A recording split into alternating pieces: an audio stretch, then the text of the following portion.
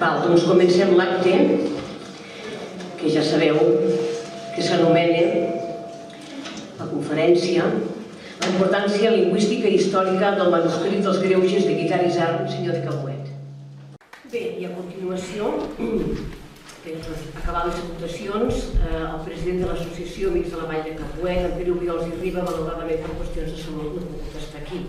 Llavors, qui farà pròpiament la salutació serà la vicepresidenta Mercè Casanova. Mercè, com vulgui.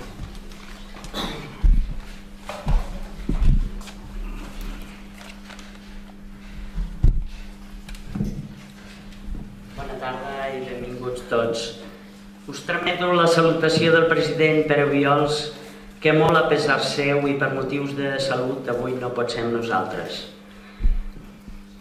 És motiu de gran satisfacció per una associació com la nostra haver pogut organitzar aquesta conferència amb ponents de la categoria dels aquí presents i que seguidament la Montse Rius us presentarà.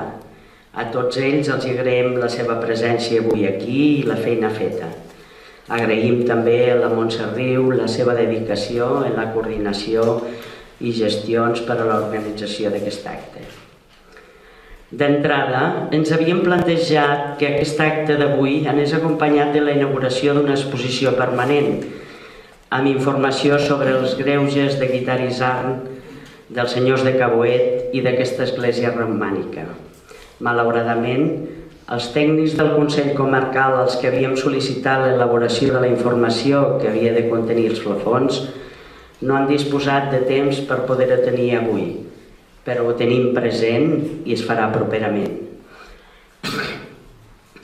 El que sí tenim és el facsímil dels greuges que ja podeu admirar gràcies a l'empresa Liber Millennium, que es dedica a l'edició d'aquests documents i que ens ha obsequiat a través del senyor Jordi Fernández amb aquesta edició numerada del pergamí que està dipositat a la Biblioteca de Catalunya, la qual ens ha autoritzat la seva exposició en aquest recinte. Esperant que sigui del vostre grat, passo a llegir-vos la salutació del president que teniu en els díptics. L'any 1987 es constituí l'Associació d'Amics de la Vall de Cabuet amb l'objectiu de cuidar, preservar i divulgar el patrimoni de la vall.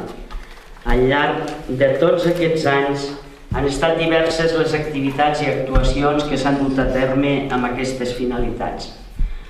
La representació teatral de l'Arnaldeta de Cabuet, la intervenció en monuments megalítics i la restauració de l'església romànica de Sant Serri de Cabó són una bona mostra de la tasca feta.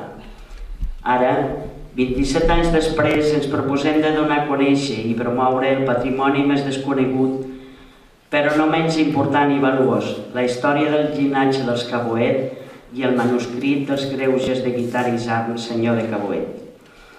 Pel que fa al pergamí dels greuges, va ser l'Esteve Albert, de qui enguany se celebra el centenari del seu naixement, el primer en difondre'l entre els socis. Fou en el butlletí número 1 de l'associació, editat el mateix any de la seva constitució, en què l'activista de Dosrius realitzà una transcripció al català modern del document junt amb un article sobre la persona de Guitart Isern i el seu context històric.